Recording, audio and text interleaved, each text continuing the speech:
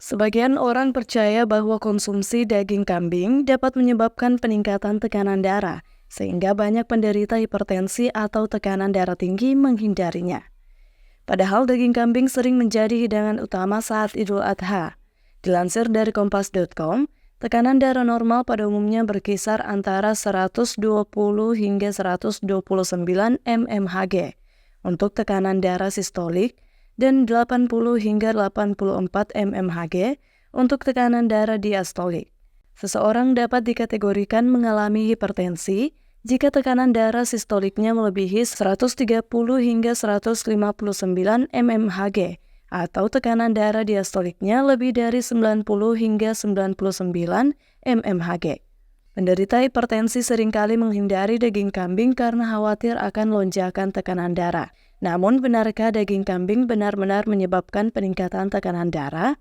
Dosen ahli gizi Fakultas Kesehatan Masyarakat Unhas, Ulfa Najamuddin SSI MKes, membantah mitos tersebut. Bahkan menurut Ulfa, lemak jenuh yang terkandung dalam kambing lebih rendah dibandingkan daging merah lainnya. Kalau kita bicara lemak jenuh, sebenarnya sih kalau kita lihat referensinya, sebenarnya itu justru kambing itu lebih sedikit lemak jenuhnya dibandingkan daging lain. Ya, jadi kambing konsentrasi kandungan lemak jenuhnya itu atau saturated fatnya itu dia lebih rendah dibandingkan daging merah yang lain. Jadi kalau mau dihubungkan dengan penyakit kolesterol, sebenarnya itu kayak mitos saja sih sebenarnya, karena sebenarnya justru daging kambing itu lebih rendah. Jadi resiko untuk terkena kolesterol tinggi itu sebenarnya juga tidak betul. Natrium yang berlebihan juga mengganggu keseimbangan dengan kalium dalam tubuh yang penting untuk membantu ginjal membuang cairan berlebih.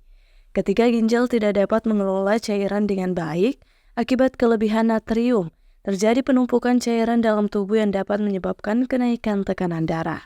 Jangan konsumsi berlebihan, jadi tidak apa-apa dikonsumsi, meskipun ya kita bisa lihat kandungan kandungan lemak jenuh pada daging kambing itu lebih rendah, tapi kalau dikonsumsi juga dalam jumlah yang banyak ya, kan mungkin lebih enak dagingnya ya, lebih juicy, dan otomatis orang akan kayaknya orang susah begitu untuk mengendalikan jumlahnya, yang memang tetap beresiko juga meskipun dari segi kandungan dia lebih rendah, tapi karena jenis dagingnya juga enak, jadi orang-orang juga akan cenderung untuk mengkonsumsi lebih banyak. Jadi resikonya juga tetap tinggi saja ya. Jadi saran saya konsumsi tidak apa-apa, tapi dalam jumlah yang sewajarnya. Mengonsumsi daging kambing tidak dilarang, namun tetap saja perlu memperhatikan jumlah daging yang dikonsumsi. Batasi konsumsi untuk menghindari efek atau dampak yang ditimbulkan akibat konsumsi berlebihan. Rahmatia, Unhas TV.